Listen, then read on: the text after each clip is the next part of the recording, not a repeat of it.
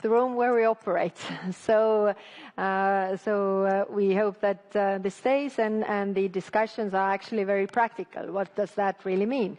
What the Americans are saying, that Europeans should have a lion's share of the security guarantees. So it is a bit a chicken and egg issue when we have the discussions. For example, on Friday we had with defense ministers of Europe, and some are saying that we are only coming if there is American backstop, but the Americans are saying that we are coming if you are providing the main. So we have to get everything ready on the decision making level, so that we are ready if those security guarantees are really needed. But I want to emphasize that we are not there, because Putin clearly does not want peace. Yeah, and speaking of Putin, there was talks that there may be direct talks between President Zelensky and President Putin with attendance of the US President.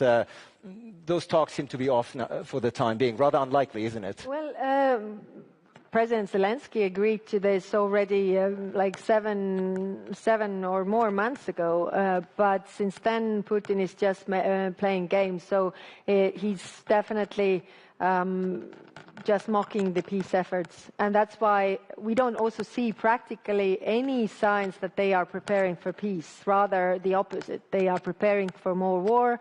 We have winter coming. We see that they are preparing attacks on civilian infrastructure, energy infrastructure, to cause as much pain as possible, and that's why we need to prepare as well. You've already mentioned that Europe is preparing for its 19th sanctions package, but of course it must be approved unanimously by EU countries. Hungary might be proving a stumbling block, as it has in previous years. And you've also talked in Copenhagen about granting Ukraine billions of euros of aid from frozen Russian assets, also something that the Hungarians are not looking warmly upon. How are you going to break the Hungarian blockade here? Well, first, we have 18 packages of sanctions where Hungarians are also on board, so we should not forget that. Of course, every time is hard. It's very hard discussions. It's getting harder all the time. I don't deny that.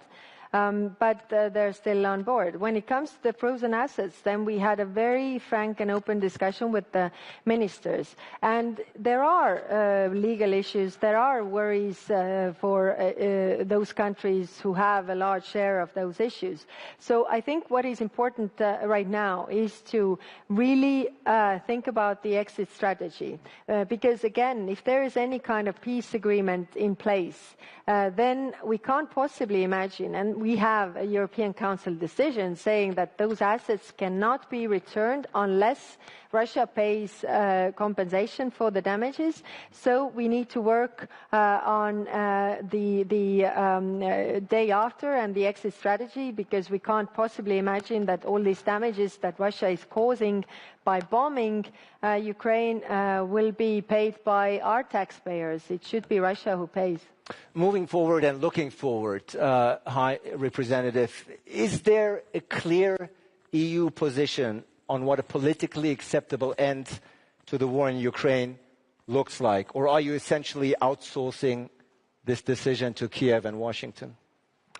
Well, Kiev is under attack. Europe is not. So it is up to them to say. And otherwise, we would be also in this position where we are actually talking for Ukraine.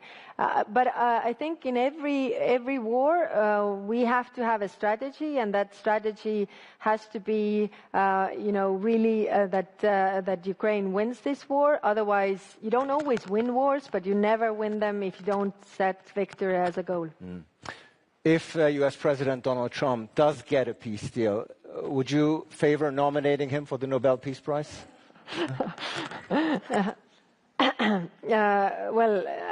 Fortunately, I'm not the one who is making those applications. So. You can nominate. Everybody's free to nominate. I understand there are plenty of people who have done that already, so fine. Well, but from what I'm gathering, peace is still far way off from what I'm gathering from your remarks. Well, it's not only remarks. Look at the news. So the reality on the ground. The reality that Putin is not preparing for peace, but for more war. Yeah. Let's turn towards the Middle East.